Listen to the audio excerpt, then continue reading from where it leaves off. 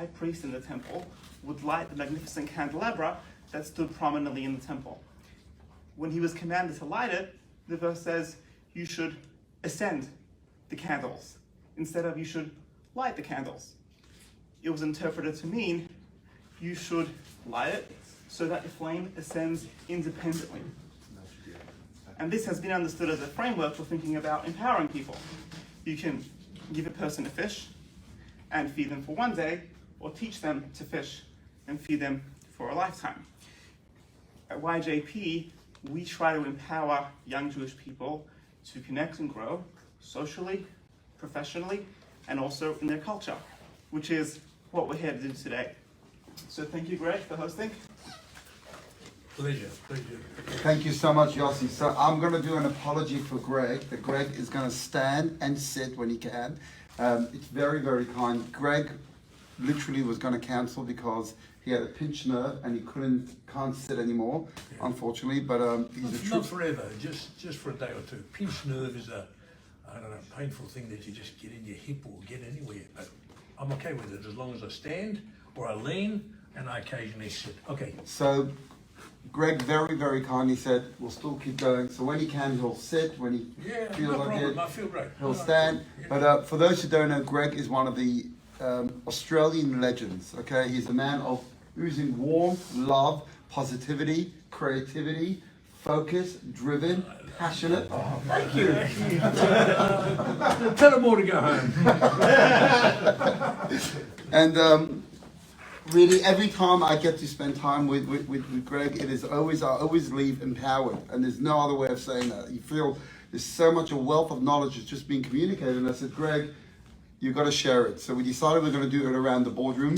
He's got the most beautiful boardroom table downstairs, but that would have limited who could come. So Greg, in his generosity, said, you know what, I've got an office upstairs. First time it's been vacant. If anybody wants it, it's yours. I could get you a good price, right? Absolutely.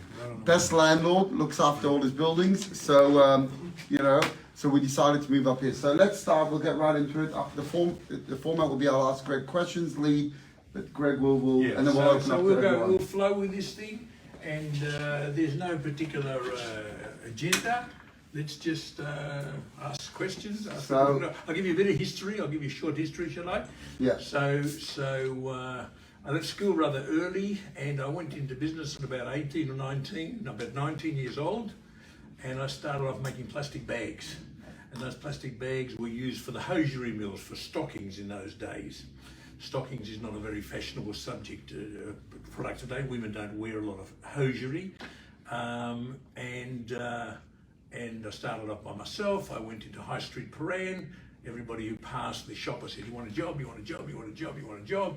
And then this guy and myself, Greek gentleman and myself, started on making these bags and delivering them to hosiery places like Palaco and Holeproof and Cortex and Colotex and all these hosiery mills, which had many people working on piecework, putting in plastic. Okay, so I did that for 40 years, and the whole objective was always working myself out of a job and getting to understand the flexible packaging business. And flexible packaging is exactly what that product is, sitting on those chairs. That's flexible packaging. So to do that, you extrude it, the resin, you print it, you convert it, you laminate it, and you find wonderful customers like Tim Tam or Kimberly Clark or Nestle, which takes years and years and years to get. So I did that for 40 years and sold that business around about 2000, and when was the recession? 2017. 2006, 2007. And sold it. I'd had it for 40 years, that was enough. And then I didn't quite know what to do, which is an interesting subject in itself, because that's why sometimes people don't sell businesses. They don't know what to do. They are fearful about, what am I going to do? So they stay with their comfort zone. And so you have to be very sure that intellectually and emotionally, when you sell a business, you have to be intellectually on the same level. Otherwise, you'll either buy businesses again too quickly, you'll make a mistake, you'll change wives, you'll buy aeroplanes, you'll do silly things. So it's a really interesting process of how one and I've lectured on this in Prahran and in Brandeis, start a business, run a business, and exit a business. And I never actually worked to sell a business. I worked actually for independence, not even for money. Money comes if everything you do is correct and you're lucky and you have good people around you. I actually always, when I look back on it now, worked for independence. And I always say to my children, independence and money gives you one thing, not happiness, not this, it gives you options. And options are terrific in life. All sorts of things that you can do because you have the facility to exercise options. So about 4 or 5 years I was floating. I thought, well, what am I going to do? I tire kicked. I looked at a lot of operational businesses which are close to my heart, which were manufacturing, and still today I love a manufacturing business. I read the other day about Bubs. You know, Bubs, the people that make the baby formula. And they did some deal with America, etc. And, you know, just reading the article about the operations, the logistics, the 24 hours, 7 days a week, the meeting time frames, getting it to America, the work they did to America before. Then they got to speak to Biden, and they got a lot of publicity. To do all these things well takes a lot of skill and talent and good people and commitment. So I love operational businesses. So what I decided to do, because by that time I was about 65 or something, is buy properties in the city. And I knew nothing about properties in the city. Again, it's not magic. Making plastic is not magic. None of these things are magic. It's about the challenge of saying, I'm going to learn how to do this correctly. So I started buying properties and started to reposition them, refurbish them, and do what I did all my life, which was service the customer. And if you service the customer, you never have a problem. And if you don't, and you assume and you neglect, you're in trouble. So I'm obsessed about customers. So when we have tenants in our buildings, you know, even when the lease comes off, I mean, I'm with them 3 months before. Are you happy? Are we doing everything correctly? Is there anything we can do? Without the customer, you don't eat. And so you got to remember that with a sense of passion, because the customers are everything. So here we have buildings which are fully tenanted and all the rest of the business because of this reason. Beautiful building, gives you long leases, gives you the right rent, gives you the right people. And anybody who comes into these buildings, for example, and wants to lease it for 3 or 5 years, I bring them into the office, I welcome them, I say thanks very much, I'm glad you're here, and I look at the colour of their eyes, and I think to myself, are they a recruiter? Are they a hygiene place? Are they a bank?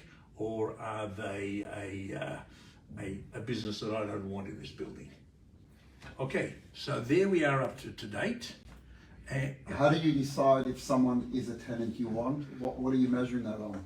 A tenant I want. I want every tenant. You just said you look in the eyes and you said, no, you mean if I don't want them? Yeah. I say to them, I look for an exit ramp, and I either put the rent up too much, or I give them part of what they want. I don't give them what they want.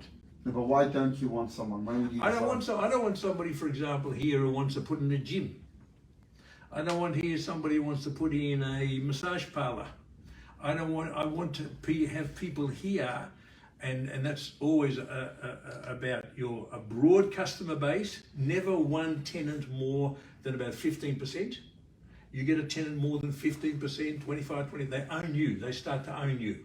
I had a building in Lonsdale Street, it was Morris Blackburn, big lawyers, and they had 50, 60, 70%. I inherited a lease I couldn't get out of. Too much. You're strangled. You have no leverage to do any pricing or have any discussion at all. They are the bosses.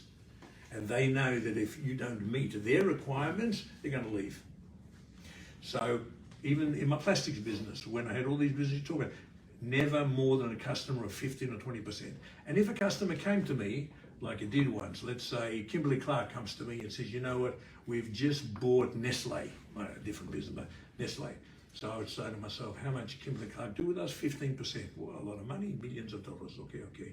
And they'd say, are you happy about that? And I'd say, I'm delighted. Very, very good. But I wasn't delighted. I would then say to my salespeople, we now have, with that conglomerate, 40% of our sales with that conglomerate. I don't want it.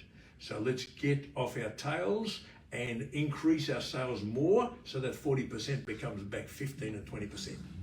More capacity for machinery, more sales, people being effectively and aggressively looking for sales. So that was always the formula. You don't never want a customer base, and people get seduced. That's what the problem is. People get an order from Walmart or from Coles or whatever. Wow, this is fantastic. And they get intoxicated. And if they're not careful, they should say, whoa, whoa, whoa, easy, easy. Because if that goes, and believe me, they know how important they are to you. If that goes, you are finished. So let me, you speak a lot about exit, which I want to come to, but in a minute. But you started a business in the 60s. Yeah, Yourself, 68. 68. Yeah. And till literally 40 years you ran it. Yeah. You built it up. It had 5 different sites. You had close to 500 staff working for you. Yeah. How do you, clearly you've got loyalty, you've got people that stood with you, you had that man that you grabbed off the street and said you want a job. Yeah, yeah. How do you think you are able to maintain loyalty, and especially today when people are changing jobs every single year? Well, I think people are changing jobs because there is not the engagement that there should be with management. So what do people want when they work? More than money, funnily enough, is respect. People want to feel respected. They want to feel a sense of need. You agree? I agree. I agree. Now, so you got to pay them, no question about that. But they've got to feel respected. They've got to feel included. Now, that's a management skill. Now, in my opinion, there's only 2 managers I've met in my life who are superb managers. One ran Tokyo, Japan, Toyota. And the other guy ran Repco and something. They were fantastic. They were much better than, but I learned some skills from them, but they were very patient. They were very inclusive. They were, they made the people feel part of a team. So I don't really believe that everybody's shifting. They're shifting because, it's not so good, my career's okay, where's it going? There's a lot of those sort of questions that enter their mind which make them disappointed and unmotivated, and hence they leave. I've had people with me, I remember in our flexible packaging plant, and there was a list on the wall of all the people printing, converters that have been with 30 years, 20 years, 25 years, 30 years. There's one guy was 40 years, I still ring his wife every year. He passed away to say, how is she? I always do that, and she is very kind, So, and it is easy for me, it is kind, it is generous, and it reflects on the relationship I had with this particular guy. So I think management takes energy. It's not easy. It's not just about stroking and kissing and applauding and saying it's good. It's about counseling. It's about firing. There are some people I know who just cannot fire. You have to as a manager. There's no question about it. And a lot of people just cannot do it, so they have 3 people in the room with them. One of the first questions I used to have with a guy, let's say a sales manager, and I said, how many people you manage? 10, 15 people, very good. So when was the last time you hired somebody? And the fellow would say, well, as a matter of fact, a month ago. Oh yeah, what capacity? What is a sales rep that does a particular sector of work? And when was the last time you fired somebody? Oh, well, okay, so there comes the stammer and the worry, you see, because it's not fun to fire somebody. People have got a mortgage, people have got children, a lot of pain, and firing somebody you like, who for some reason cannot perform, and you've given them every opportunity to take those steps, that's a real problem. So management is a tough business. I mean, no matter how many people have sales manager on their card, believe me, a good salesman is gold. My wife bought a car the other day. It took 12 months to get. The salesman rings her. She rings the salesman back. It's only a month's story. The salesman says to her, gee, I'm terribly sorry. Thanks for giving me the call, but it's my roster day off. My roster day off? Salesman says that? He's selling a car for $250,000. My roster day off? I felt like picking up the phone and saying to this guy, I'm not 20, so I don't have the coil for this, and saying to this guy, let me talk to your boss. And I would have said to his boss, don't you teach people? Don't you mentor people? You mean when and this is what happens when the cycle is good. You see, there's lots of demand for cars that take a long time. They're making lots of money, and they really forget the real world.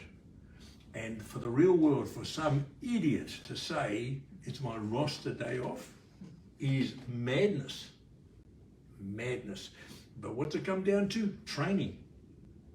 You have to, as a manager, train your people about the values we speak of. So do you think that our generation are a bit too lazy, the fact that someone's selling a $250,000 car and could tell you when they finally get through to you after a few weeks, oh, it's my day off, sorry. You think it's lazy, or you think it's just well, first of all, I probably wouldn't bother going to their Range Rover place, or Range Rover. But if I did, I would actually confront the guy. I would say to him, listen, were you the one who spoke to my wife? You got a second? I sit down with him. And I would say to him, help me how you understand to make that kind of comment when a consumer buys a $250,000 car from you. You need to educate me. That's what I would say to this guy. So and then I talk to his boss, because I'd really want, so you say it's none of my business. It is my business, because it's, if you care about people, if you it is, I never heard such a ridiculous thing, I roast a day off. That's okay if you're in the construction business and every month you have a roast day off. Part of your union deal, you've been doing it for 20 years. But it just shows you that happens in every cycle. It happens in the commercial cycle of property. When they really do well, they got $500,000-600,000 in their pocket every year, they're doing well, everything's being led, etc. And I always warn them, be careful, this cycle changes. And when this cycle changes, you won't be so cocky and confident and intoxicated with all this stuff, and you will have to have had these people that you've respected, and you'll need to meet these people again. And if you have been offensive and rude and flippant and stupid, they won't want to know you again. So relationships are everything. So when I have a salesperson, they're gold. A relationship salesperson is gold. You never lose them. You must never lose them, because they have contacts and relationships and history with customers which are gold. So if I ask you tomorrow to go and sell real estate, you say, well, where do I begin? It takes years to build a relationship. Years. Wow. So let me ask you, everyone today, again, next generation, are building businesses with a dream of exiting. Yes. Exit is a massive new word everyone talks about. Yeah. You had an exit after only 40 years, so you had a very different type of exit. But I think exiting as a objective is not so clever. The objective ought to be head down, tail up, build the business. And if somebody calls you and says, I want to have a chat with you about a business, talk to anybody, of course. But the objective should not be to exit. Your objective ought to be to control and manage your business. Nothing more, nothing less. That enough is a full focus. When you start thinking about exiting, your mind gets distracted about anything. I once had a company who did that with me once, and when a process goes on in a sophisticated way about exiting, during that, it took a year, and I didn't sell it. During that process, we had to put in computers, we had to put in normal stuff that you always spend capital expenditure on. And they said, no, don't do that. Don't put it in the computer, because it won't be capital. It won't work with ours. It won't be compatible. And they're the sort of things that interrupt a business. Because if you allow that to happen, and in a year's time they don't buy your business, you're actually slowed down. So I don't believe this. Exiting is nice, but it shouldn't be the objective. The objective is to build a business, has a strong customer base, that is profitable, that is yours, and that you have options, and then if something comes along in time, because it's a big business or because whatever, you have a chat with anybody. But you don't build it to exit it. You build it to drive it and run it and manage it and build it. Great, thank you. I would never think, for example, here on these buildings, you bought them and you built them and you refurbished them and you repositioned them to exit it. Nah, if somebody comes along and says, listen, I'm going to give you $1 squillion, well, I've got to scratch my head a bit. That's interesting, but that's not the objective. The objective is to keep occupied, to keep engaged, to be stimulated, and to add value. Yes, I want to go to the add value.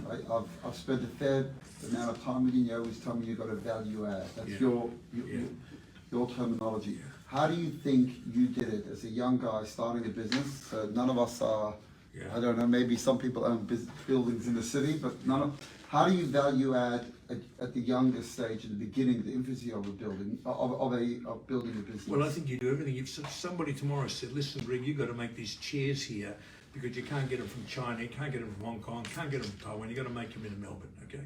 So I just look at it, you go, okay, it's aluminium and a bit of vinyl on the top, etc. I find out who the aluminium people, blah, blah, blah, blah, blah. I try and I make a chair. Okay, it doesn't cost me a lot of money. I put all this crap together. But then what happens over the next year or 2 or 3 or 4, I say, I want to add value to that chair. And eventually you end up with a chair like this.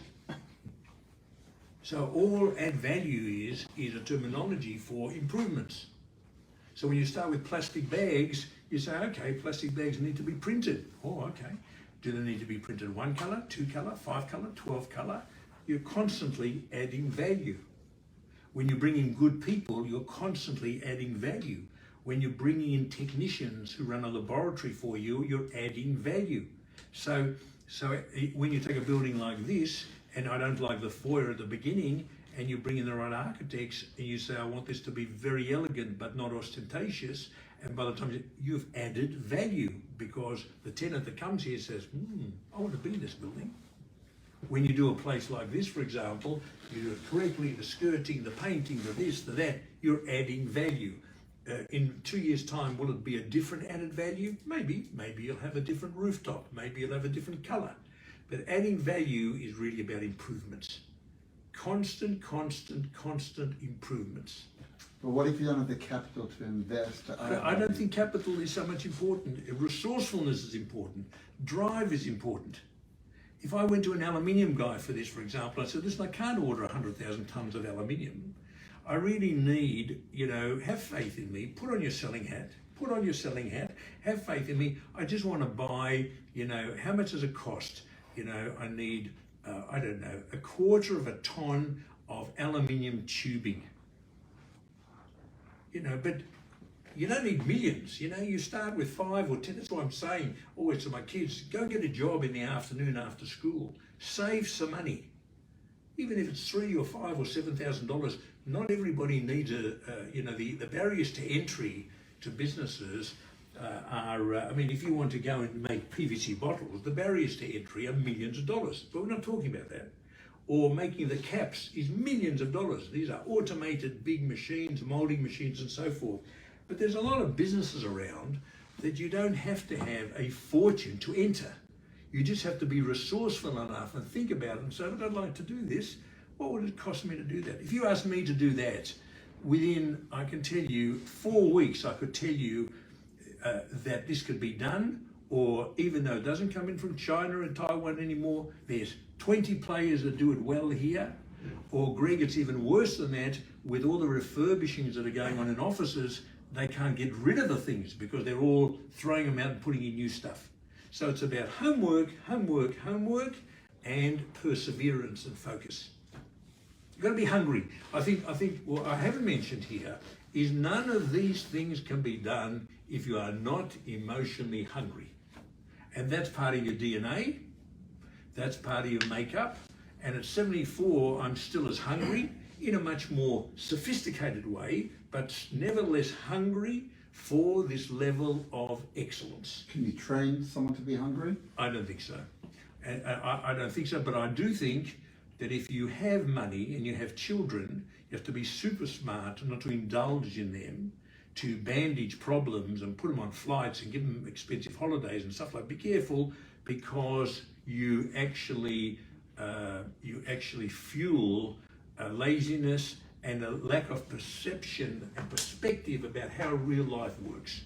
Real life works, and now you see it with electricity charges and food charges. The average person struggles. You see homelessness, whatever and I relate to the average person, not to some guy up there, but the average person. And so what I call this hunger, and drive is all very much of a makeup.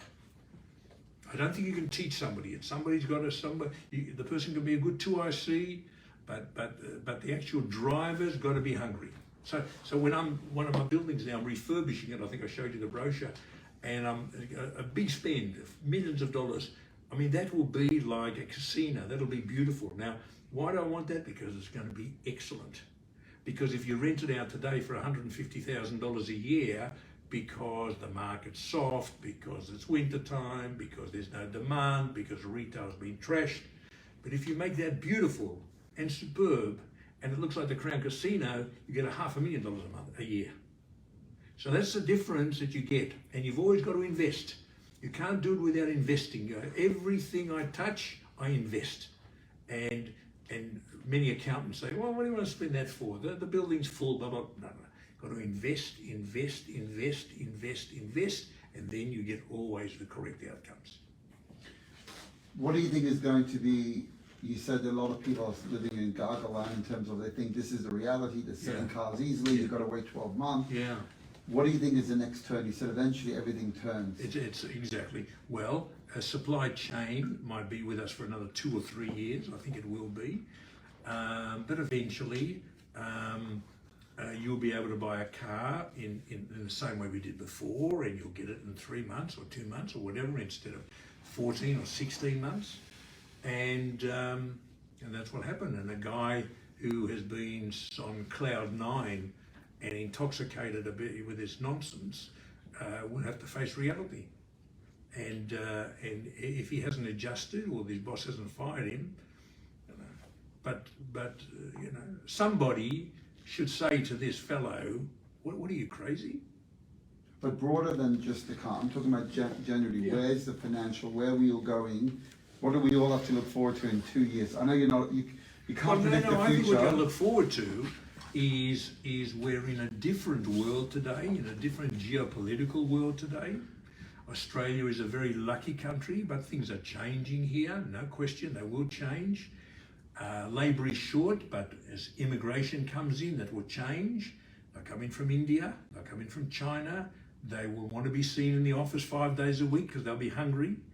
The people who have been taking it easy and watching TV and being in a couch and getting money for nothing will get off their tails.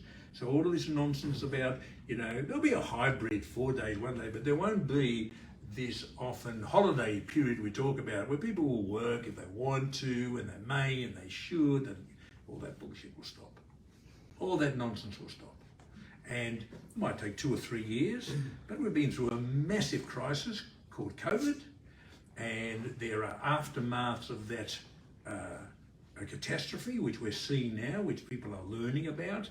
But at the end of the day, if you want to work, you better be seen by the boss. And if you're not, and somebody else is, they're going to say, gee, well, what happened to him? He's still working for us, etc. Okay.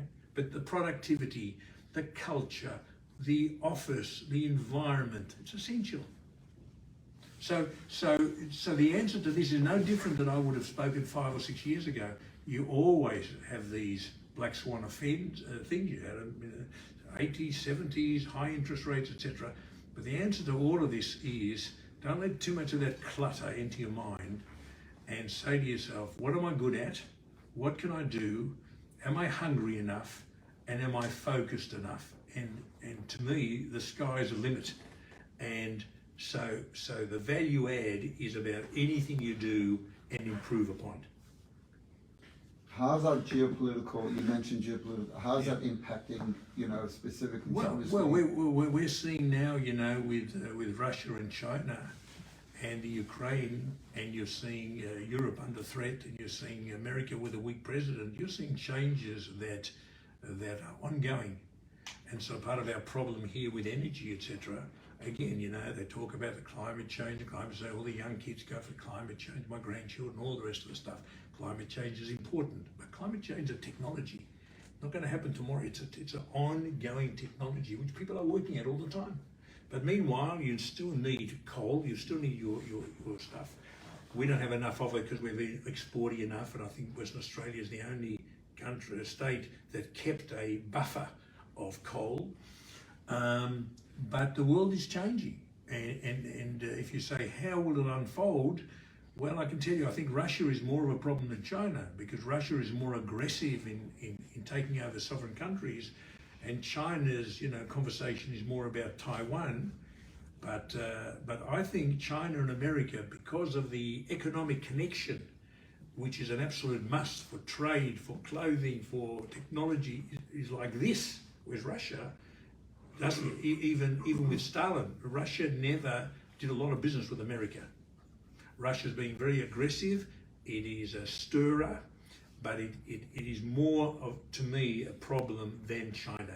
Now, how does that affect us in Australia? Well, you're starting to see that, of course, with the islands that are being built and the military, and they believe that the Southeast China Sea and Australia all belongs to China. So Australia has to educate its people and say to the people, listen, we're not going to take on China. We can't take on China, but we have to have a defense force. We have to be like Taiwan. We have to be able to give a message to anybody who ever wants to hurt us that we are not babies. We have some defense. We have to. And you'll hear more and more about that. And I think the Labor government, even in the last 20 days, have been following that same process. We have to have dialogue with Japan and the Philippines and Indonesia and China, and say, China, what do you want? Are you reasonable, China? Or do you want to, because this is a rich country in resources, and that's what China loves, resources. So do I think there's a war in here? No, I don't. Do I think this can take 10 or 20 years? Yes, I do. But the world is changing. Australia is changing, and I hope we have the strong leadership that can educate the population about the changes which are currently in play. And there are changes. And there'll be lots of lessons that every country learns, particularly with the Ukraine. I mean, Ukraine is doing what Israel has been doing all the time. We'll look after ourselves. We might need some equipment, but we don't need your people. And China and Ukraine will look at the Russians like the Israelis look at the Arabs. From now on, if there's a peace agreement or not, doesn't matter. They will look at the Russians as dangerous, who always are after their land. And Ukraine, I met the ambassador. I really believe that the Ukrainians are resourceful, are committed to their country, exactly like the Israelis. Except the Israelis have been doing this since 1948. I've got two more questions, then we'll open up to the floor. So you went from a manufacturing business, which you could touch, you feel, to a property business. Correct. Again, you could touch and feel. Yeah. How do you feel about a lot of what we call the new money, or from the boom? You look in the BRW, and you've got these young guys who are worth paper money, $20 billion, etc. Sure. Well, I think that we're talking about high tech. Now, high tech, before the crash of the US stock market a few days ago, that's really what kept the US stock exchange rolling, the high tech. But you've got to remember, when you read this and you say, gee, a guy sold his business for $1 billion, the chances are, similar to Israeli startups, that the guy who founded it or started it probably ends up out of that 2 billion or whatever figure I said, maybe with 50 or 100 million. A lot of money. But usually it's a long journey, a much longer journey. You read about it and think, wow, that's fantastic. Usually it's a long journey, and there are many fundraisings and many investors and many stakeholders, and usually 1 out of 100 works. So I don't think we should look at any of that stuff and say, gee, what are we doing wrong? So some of the success stories are terrific. They're rare, but they're not the benchmark and the reference point we should be looking at of our businesses.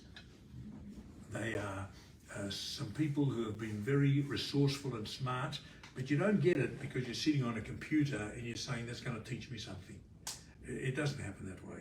It happens because, and in Israel it's successful, but again, only 1 out of 100. I've lost money in Israel with startups, and the ideas are good. I saw a fantastic thing with drones. You put it on your iPhone, and the soldier puts it on his iPhone, and he charges this thing up, and it goes into a room where they normally have dogs or something, takes pictures and everything. $99.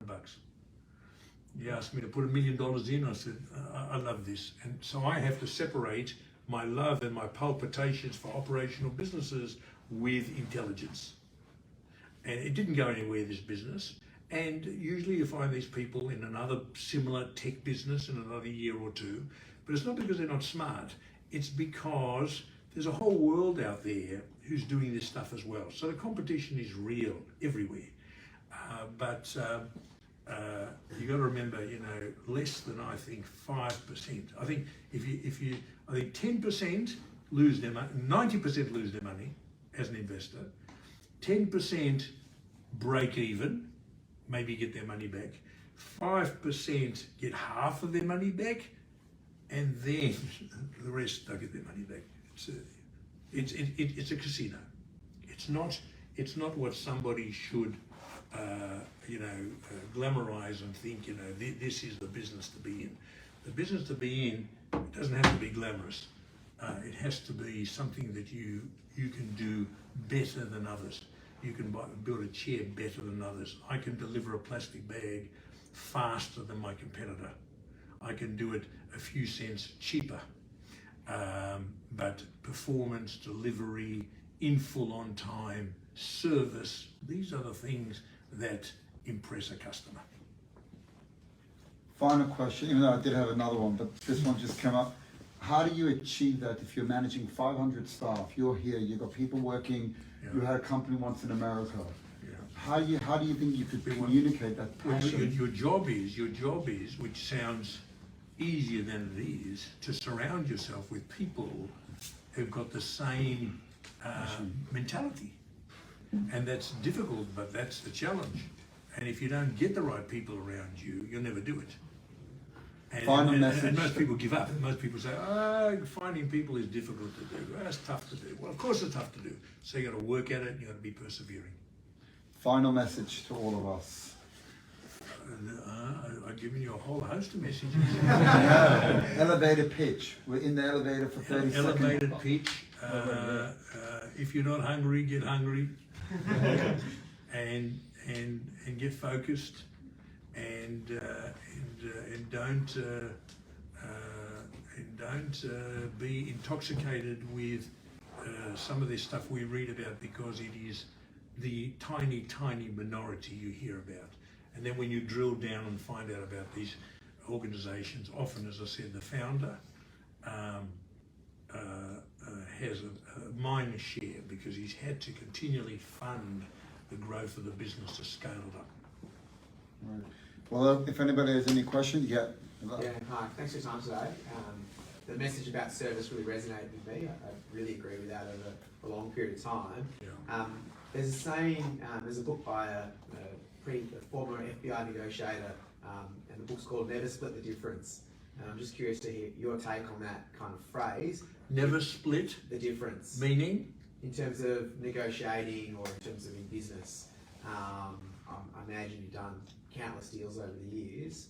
Have you got a particular mindset or mentality when you're purchasing a building or you're dealing with a customer? Well, I think in regard to negotiation and discussion, I always say better a bad settlement than a good fight about anything. A court case, anything, better a bad settlement. So again, if you're negotiating, I think that flexibility is important, and I think the big picture is important. Are we just talking about money? Are we talking about, am I going to get a bank rating on the building in 3 months' time and that will colour their thinking? Will that look good having, X amount of floors empty? I mean, you have to cover in a macro view many things other than just the price. Yeah. The price happens to be just one part of it, and you have to make sure that you're getting the right price. But as I said, there's many reasons. You might buy a machine and you may have a leasing cost on it, and for some reason the customer who said, listen, buy this machine, we're going to use it, he has delays or he can't do it. So you are going to be a lot more flexible with your pricing to fill that machine and service your debt than you were originally. So I think flexibility is very, very important in everything, marriage, life, everything. You've got to be flexible, you've got to see the big picture. Yeah, very important. Anybody else? Yeah, Izzy. When times are tough, like I'm just thinking about like small organizations, like just, non-for-profits, things like that don't have the resources that businesses have, or even when you add, those times, how do you sort of get your people to stay with you, to stick, get Well, it's different because difficult because people need to be paid. People, I mean, you're talking about volunteers. I'm talking about maybe lower paid. They're not getting paid, huge bucks because like how do you keep them? Well, it's very difficult if you don't give them a vision and a picture of how this difficult period will pass. So I think that's really again about putting on your selling hat and engaging, and that happens often with startups, for example. They can't afford to pay their people, so they give them options and shares. Now, those options could be worthless, or those options could be worth a lot of money if it's successful. But I think that if you can't pay them well, you have to give them a picture with credibility, with integrity. And if there is no picture, you tell them. You say, listen, I'm glad you're here every day, but I can't pay you more. I cannot see this picture changing for another year. I'm more than happy to review this in a year with you and sit down with you. So that kind of integrity and that kind of transparency is important. But that's about as much as you can do. But transparency is important. And when I say put on your selling hat, I don't mean that in a cynical way. I mean that in a real way of communicating to this person your status. This is what's happening with the bank, this is what's happening with our sales, this is what's happening with demand, we've got problems, I understand if it's too much for you, but this is the best I can. That kind of conversation needs to be in play. Anyone else? No? Thank you so much. I learned so much as usual, and I'm sure everybody else did. Pleasure. We've got a Pleasure. Thank you. A little book which I wrote over here. Dear Greg, thank you so much for sharing with us your wealth of knowledge and vision. May God bless you with continued success in all that you do. All the best, Moshe Khan YGP. It's social vision about how the Rebbe, my mentor, impacted the world through his vision, and no doubt you'll continue. All right, guys, there's still plenty of food. There's also loads YGP events having non-stop. Get in touch with Yossi, myself, Brian. There's a ski retreat coming up. There's another mentor workshop about to go live any day. Friday night dinners, you name it, we've got it. So we look forward to seeing you at our next event. Thank you. Thanks very much. Thanks, everybody. Look at that, on the dot. On the dot, beautiful, like a yucca. Like a yucca.